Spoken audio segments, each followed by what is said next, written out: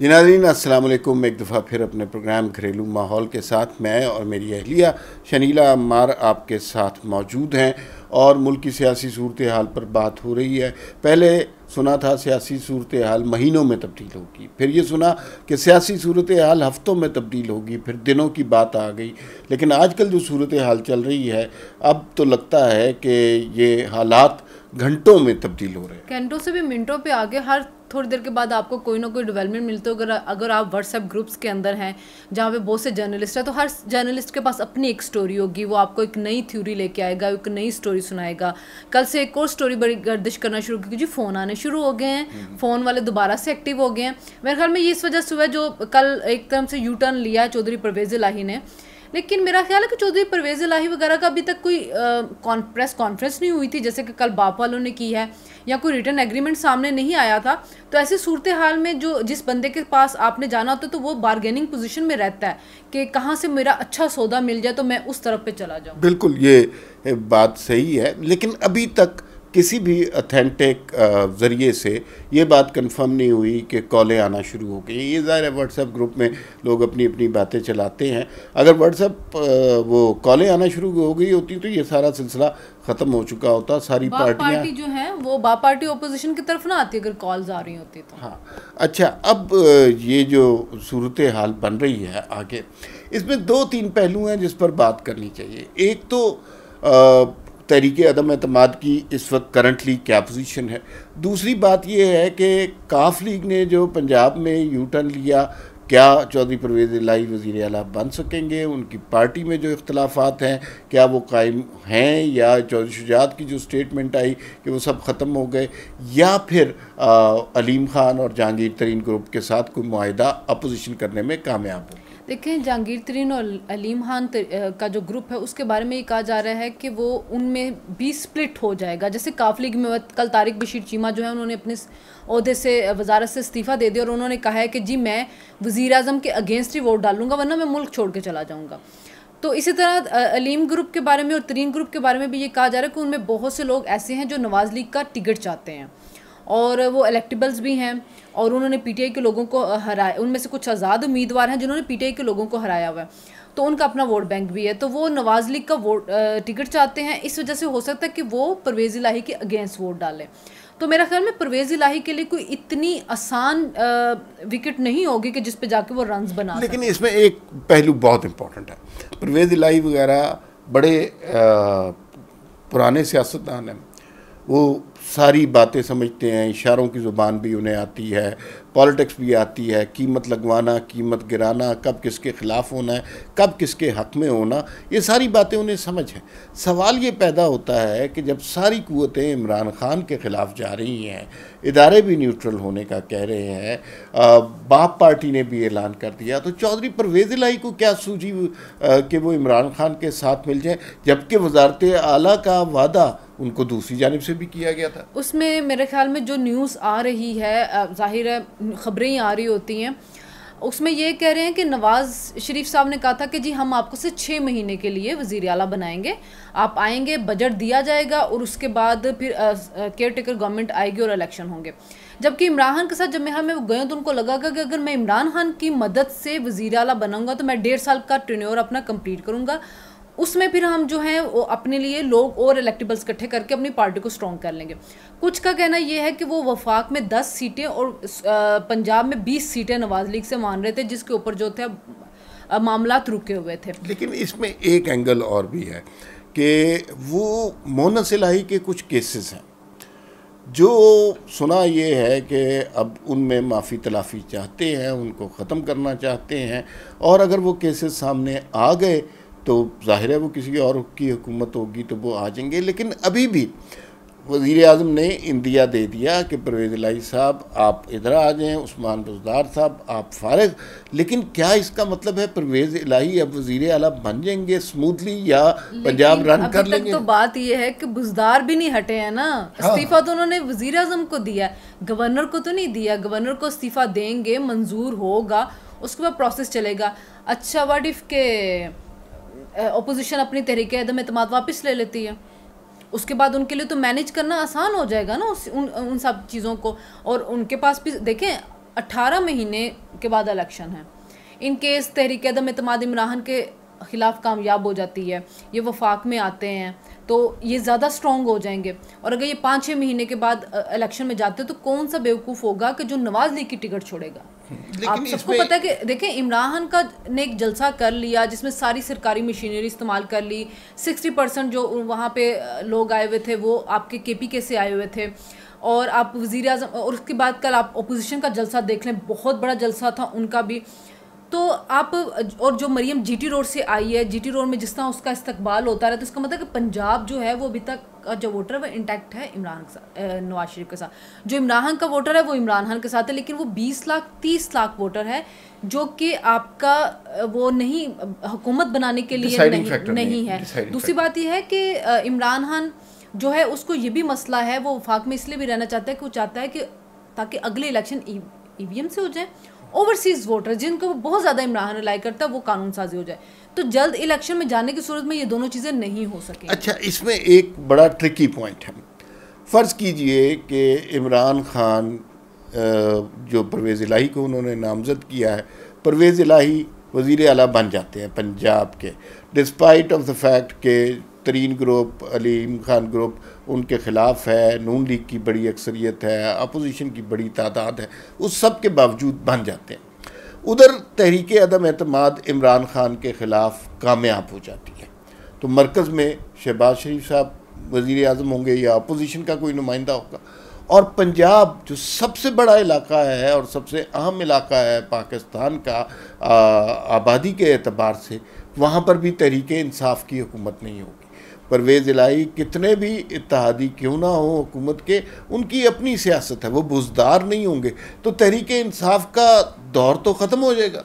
देखिए, एक बात याद रखें कि PTI के बहुत से जो MPs थे उनको परवेज़ इलाही से स्पीकर होते हुए भी बड़े ज़्यादा इख्तलाफात थे कि ये हमारी बात नहीं सुनते हैं, ये अपने जो लोग हैं उनको ज़्यादा अकोमोडेट करते हैं, ये हुकूमती मामलात में मुदाखलत करते हैं। तो आप ये देखें, जब वो वज़ीर आला बन जाएंगे तो सारे इख्तियार उनके पास होंगे।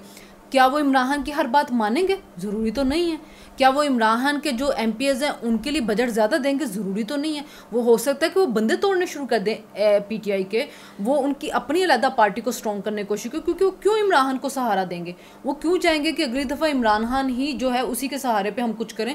वो अपने आप को क्यों नहीं स्ट्रॉन्ग करेंगे कि हम ऐसे पोजीशन में आए कि हम हर दफ़ा ब्लैकमेलिंग करके कोई ना कोई ओहदा लें? तो मेरे ख्याल में ये भी इमरान खान एक बहुत बड़ा जुआ खेलने लगे हैं। जी बिल्कुल। और अच्छा, अब थोड़ी सी पंजाब पे तो हमने बात कर ली, अब थोड़ी सी तहरीक अदम एतमाद। एक बात और भी ये है कि अगर परवेज़ इलाही वज़ीर आला बन भी गए तो उनके सर पे तलवार लटकती रहेगी, क्योंकि नवाज लीग को भी बड़ी जोड़ तोड़ की सियासत आती है। मैं वैसे समझता हूँ कि परवेज़ इलाही को जो नॉमिनेट किया है इमरान खान ने, ये नून लीग के साथ बहुत भला किया है। वो इस वजह से कि नून लीग के ऊपर बड़ा प्रेशर था कि उन्हें वज़ीर आला मुकर्रर किया जाए। नून लीग के अंदर के लोग ये बिल्कुल नहीं चाहते थे कि परवेज़ इलाही उनके होते हुए परवेज़ इलाही वज़ीर आला बने। तो ये मसला तो अब ख़त्म ही कर दिया इमरान खान साहब ने। अब इमरान खान ने मुंतखब किया है, उन्हें नामज़द किया है। अब हो सकता है नून लीग के अरकान, बड़ी दिलचस्प सूरत हाल हो सकती है, नून लीग के अरकान पंजाब असम्बली परवेज़ इलाही को वज़ीर आला बनने में मदद करें और उसके बाद उन्हें लीश पे रखें, एक ख़ास डिस्टेंस पे रखें और उनसे अपने सारे काम करवाएं। तो ये सूरत हाल अभी डेवलप हो सकती है। अब तहरीक अदम एतमाद जो कि इमरान खान के ख़िलाफ़ है कौमी असम्बली में, उसके लिए चंद दिन ही रह गए हैं। और अभी बिलावल भुट्टो ने ये बात की है कि 7 दिन बहस कराने की, या 7वें दिन क्यों करनी है, पहले दिन ही इमरान खान करवाएं, क्योंकि वो बोझदिल नहीं है, वो तो बड़े बहादुर आदमी है, तो करवाएं फिर। देखिए, आज राना सनाउल्लाह ने भी जब प्रेस कॉन्फ्रेंस की है और कल जो बाप पार्टी ने ज्वाइन किया, उनमें जुबैदा जलाल ने नहीं थे, 4 लोग थे उनके। असलम बोतानी भी अपोजिशन की तरफ आ गए, तारिक बशीर चीमा का भी आया। कल PTI के आसिम नज़ीर जो हैं उन्होंने भी इस्तीफ़ा दे दिया पार्लिमानी सेक्रेटरी के तौर के ऊपर। तो जो आज राना सनाउल्लाह ने कहा था कि हमारे नंबर अभी मुनहरिफ अरकान नहीं डाले गए और 169 है। अभी MQM रहती है 7 वोट्स के साथ। अभी एमक्यूएम ने कुछ डिसाइड नहीं किया। अगर एमक्यूएम आ जाते तो मुनहरिफ अरकान जो सुप्रीम कोर्ट के अंदर मुकदमा चल रहा है, आज उसमें बड़े दिलचस्प रिमार्क्स आते रहे वैसे बाय द वे जजेस के, जिसमें जजेस ये कहते रहे हैं कि जी आर्टिकल 63A जो है उसमें क्लियर है कि डी सीट होता है, तो हम उनको नाअहल क्यों करें? नाअहल करना तो पार्लियामेंट जाकर तयन करे कि 2 साल होना, 5 साल होना, किस लिए? फिर उन्होंने ये कहा था कि 100 गुनाहगार को सज़ा देने से ज़्यादा बड़ा गुनाह है कि अगर एक बेगुनाह को सज़ा दी जाए। तो हो सकता है कि कुछ लोग वाकई ईमानदार हों और वो इस वज़ीर आज़म से ना खुश हों।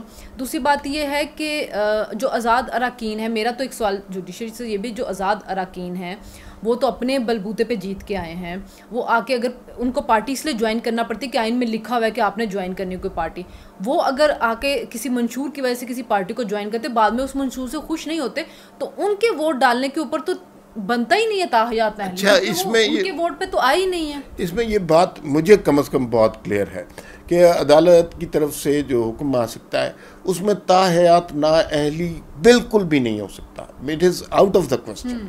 लेकिन ये ज़रूर हो सकता है डी सीट किया जाए, 5 साल के लिए नाअहल किया जाए, 3 साल के लिए नाअहल किया जाए, या सिर्फ सरजनिश की जाए, ये भी मुमकिन है। तो ये अब देखिए गेम सारी किस पे हो रही है। सीट तो होंगे क्योंकि वो आर्टिकल में लिखा है कि सीट खत्म हो जाएगी, लेकिन वो इस टेन्योर के लिए होगी ना, इस टेन्योर के लिए। अब इसमें ये बहुत इंटरेस्टिंग सिचुएशन हो गई है कि एमक्यूएम का किरदार, कभी किसका किरदार अहम हो जाता है, कभी किसका। अभी थोड़े दिनों तक हम ये सोच रहे थे कि पीएमएलक्यू का किरदार सबसे अहम हो गया, लेकिन पीएमएलक्यू ने विजिबली एक साइड ले ली है। तो फिर अब एमक्यूएम का नंबर गेम में बहुत इम्पॉर्टेंट रोल हो गया और वो यकीनन इसमें बार्गेन करेंगे। अपने लिए 7 मेंबर हैं उनके मेरे ख्याल में, तो 7 मेंबर अगर 169 में ऐड करते हैं तो ये तो अच्छा खासा नंबर बन जाता है। प्लस असल मसला तो जहाँ से ये बात शुरू हुई थी तहरीक अदम एतमाद की, वो तो मुनहरिफ अरकान थे। मुनहरिफ अरकान की तादाद अच्छी खासी है जो इमरान खान के साथ नहीं रहना चाहते और उनको कानूनी तौर पर हक हासिल होगा। हक तो हासिल है आईनी तौर पर वोट डालने का, अपनी मर्ज़ी करने का। अगर वो पार्टी मैंडेट के ख़िलाफ़ वोट डालते हैं तो उसकी क्या सज़ा हो सकती है, बस ये डिसाइड होना है। इसका मतलब तो यही लग रहा है कि अगर एमक्यूएम साथ नहीं मिलती तो मुनहरिफ अरकान सामने आ जाएंगे, तो खान साहब का बचना मुश्किल नजर। देखिए जो रमेश कुमार हैं, कल उन्होंने एक प्रोग्राम में कहा है कि चाहे मुझे ताहयात नाअहल भी कर दिया जाए लेकिन मैं फिर भी खान साहब के अगेंस्ट वोट डालूंगा। इसमें एक बात ज़रूर याद रखें कि जो पाकिस्तानी सियासत होती है ना, उसमें एक सियासतदान की सियासत ख़त्म नहीं होती, उसकी कोई बहन बेटी बीवी भाई सामने आ जाता है। जैसे जहांगीर तरीन भी ताहयात नाअहल हैं लेकिन उन्होंने अपने बेटे को आगे कर दिया। दानियाल अजीज़ जो थे 5 साल के लिए नाअहल हुए तो उन्होंने अपनी बीवी को सामने कर दिया। अगर नाअहली 2 या 3 साल की होगी तो वो जो मुनहरिफ अरकान, इन्होंने 5-6 मुनहरिफ अरकान मैनेज करने हैं अब, तो मुनहरिफ अरकान को कह दिया जाएगा कि जी आपके भाई को हम टिकट दे देंगे, आपकी बीवी को टिकट दे देंगे, आपकी बहन को दे देंगे। अगर वो 5 साल के लिए होंगे तो ज़ाहिर है 5 साल के बाद वो दोबारा आ जाएंगे। पाकिस्तानी सियासत की इस चीज़ को आप ज़रूर समझे कि यहाँ पे एक सियासतदान की सियासत जब ख़त्म नहीं होती उसके आगे पूरी फैमिली चलती, क्योंकि डायनेस्टिक पॉलिटिक्स पाकिस्तान में ख़त्म नहीं हो सकती। तो कहीं ना कहीं किसी ना किसी जगह का बार्गेनिंग उनके साथ, उनकी उस पार्टी के साथ हो जाएगी कि ठीक है मैं नहीं तो मेरी जगह मेरा भाई, मेरा बेटा, मेरी बहन। तो ओपोजिशन के लिए 4 या 5 वोट मैनेज करना मुश्किल नहीं है अगर ताहयात नाअहली वाला भी आ जाता है। और अगर सिर्फ डी सीट वाला आता है तो फिर तो मेरे ख्याल में 200 से ज़्यादा ही वोट मिल जाएंगे इमरान के खिलाफ। अच्छा, सूरत हाल ऐसी है कि हुकूमत के लिए, जो कल आपने खबर सुनी कि पीएमएलक्यू मिल गई है, लेकिन ये कोई हुकूमत के लिए अच्छी खबर नहीं है, या इसका कोई ऐसा नहीं है कि हुकूमत बच जाएगी या उसके इम्कानात होंगे। ऐसी सिचुएशन बनी हुई है पॉलिटिकल कि एक चीज़ से हुकूमत निकलेगी दूसरी चीज़ में फंसेगी, दूसरी चीज़ से जाएगी तीसरी चीज़ में। मैं आपको बताता हूँ सबसे पहले क्या होगा। सबसे पहले इत्तेहादी जमातों में से ज़ाहिर है वो बार्गेन हो रहा है, अल्टीमेटली वो सारी उसमें से 173 लोग मिल जाएंगे। इन्हें नहीं मिले तो मुनहरिफ अरकान सामने आ जाएंगे। मुनहरिफ अरकान की तादाद बहुत, फ़र्ज़ कीजिए मुनहरिफ अरकान भी नहीं आते, इत्तेहादी जमातें भी साथ नहीं आती, तो क्या होता? उधर एक तलवार लटक रही है इलेक्शन कमीशन की फॉरेन फंडिंग के हवाले से, उसका फैसला भी किसी वक्त आ सकता है। इधर से बचेंगे तो उधर से फैसला निकल आएगा। फिर इमरानी की स्टोरी पे भी हो सकता है, अकामे पे अगर नाअहल हो सकते तो टैक्स छुपाने के ऊपर उस स्टोरी को भी किसी भी टाइम टेकअप किया जा सकता है। हाँ बिल्कुल, वो स्टोरी बहुत इंपॉर्टेंट स्टोरी है और सादिक और अमीन तो नहीं रहे। अब ये सूरत हाल ऐसी पैदा हो गई है कि इमरान खान का किधर से भी निकलने की कोशिश करें, लेकिन बचना उनका मुश्किल लगता है। लेकिन ये पाकिस्तानी सियासत है, इसमें हतमी और अटल तौर पर उसी वक्त कहा जा सकता है जब कोई काम हो जाए। नहीं देखें, जब इमरान खान को लाने वाले थे तो पहले से ही मैनेज कर दिया गया था कि इमरान खान को लाया जा रहा और आपको चीज़ें नज़र आ रही थी होती हुई। हम जैसे लोग थे जो समझते थे कि शायद अवाम वोट देगी निकलेगी, लेकिन हमें नहीं पता था कि अवाम को भी शिकस्त देने के लिए वो ताकतें ऊपर बैठी हुई हैं। मेरा अपना ख्याल था कि सियासी जमातें जो हैं मिल जाएं, मिल के उस ताकत को ख़त्म करके अवाम की ताकत के ऊपर रिलाई करें, लेकिन इस पाकिस्तान में ये होता नज़र ही नहीं आ रहा है। क्योंकि इमरान खान जैसा बंदा जो अभी भी अपनी अना में तकब्बुर में बैठा हुआ है, अगर वो अपनी इस अना तकब्बुर को छोड़ के पॉलिटिकल पार्टीज़ के पास आए और उनके पास आके कहे कि देखें हम सब मिलते हैं, हम सब मिल के एक जमहूरी माशरे की तरफ चलते हैं, लेकिन नहीं, उन्होंने क्या किया, परसों आप तकरीर करें मैं झुकूंगा नहीं, मैं बिकूंगा नहीं, इक़्तिदार चला जाए, जान चली जाए, लेकिन अगले दिन क्या हुआ, 5 सीटों वाली पार्टी के सामने आपने घुटने टेक दी। आप कहते रहते हैं कि मैं जाऊंगा मेरे साथ बुजदार जाएगा, लेकिन आपने बुजदार की कुर्बानी दे दी। कल को आप गवर्नरशिप की भी कुर्बानी दे देंगे एमकेएम के लिए, फिर आप एक आज़ाद उम्मीदवार को भी वजारत ऑफर करें। तो आपके इतने बड़े बड़े दावे जो आपने किए, फिर आपके सपोर्टर्स उन दावों को लेके आपको नौज बिल्ला पैगम्बरों तक की खूबियाँ तक आपके अंदर डाल रहे होते, अल्लाह माफ़ करे। तो आप कहीं तो खड़े होकर उन लोगों को ये कहने का मौका दे कि हाँ साहब डटे हुए हैं। खान साहब मिल जाते, ओपोजिशन की पार्टियों के साथ मिल जाते, तो ओपोजिशन को भी उन पार्टियों उनकी तरफ ना देखना पड़ता। लेकिन खान साहब ने जिस तरह इंतकाम की कार्रवाई शुरू की हुई थी, तो किसी ना किसी जगह पे उनको भी उनकी तरफ देखना पड़ा। अच्छा, कल जो है ना, इस हवाले से जो पीडीएम का जलसा हुआ, बहुत बड़ा जलसा था और मरीम नवाज़ के साथ बहुत बड़ी रैली आई। जो मरीम नवाज़ की स्पीच थी उसके 3 नकात मैं ज़रूर बताना चाहूँगा। एक तो ये जो आपने बात की कि इमरान खान बहुत बड़ा धोखेबाज है, लोगों को समझ नहीं आती। उन्होंने बड़ा विजिबली कहा कि इससे बड़ा धोखेबाज, इससे बड़ा ड्रामेबाज, इससे बड़ा दगाबाज जो है हमने आज तक सियासत में नहीं देखा, जो मतलब पक्का मुंह करके ना बिल्कुल बात से मुकर जाता है और लोग समझते हैं कि ये बात सही हो रही है। रज़ी दादा ने इनके बारे में बड़ा अच्छा जुमला कहा कि जिस चीज़ से ये मना कर रहे होते हैं, ऐन उसी लम्हे वो चीज़ बैकग्राउंड में कर रहे होते हैं। दूसरा, उन्होंने जो मैं बहुत खुश हुआ कि किसी बहादुर शख्स को ये काम करना चाहिए जो इमरान खान की मज़हब को सियासत में घसीटने की कोशिश है, तो उन्होंने और ये कहनी पड़नी थी किसी को बात। हम सारे ये कह के चुप हो जाते हैं कि मज़हब आपकी ज़िंदगी का, मज़ाती ज़िंदगी का मामला है, लेकिन इमरान खान जिस नहज पे जा रहे थे किसी न किसी को रोकना था।